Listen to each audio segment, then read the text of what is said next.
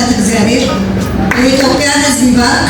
የእግር ኳስ ባለውለታው አሸናፊ ግርማ ዛሬ መጋቢት 12 በራስ ሆቴል አዳራሽ በደመቀ መልኩ ከአሸዋ ሜዳ እስከ አርጀንቲና ፕላስ ካናዳ የተሰኘውን መጽሐፉን አስመርቋል። ይህ መጽሐፍ ቀደም ሲል በአዲስ አበባ በደመቀ ሁኔታ መመረቁ የሚታወስ ነው።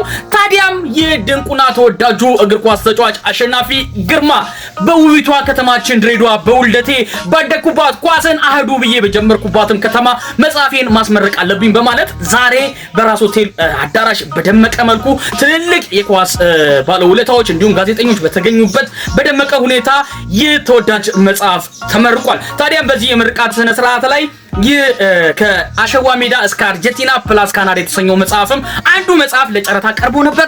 ይህ መጽሐፍ ስንት መሰላችሁ የተሸጠው?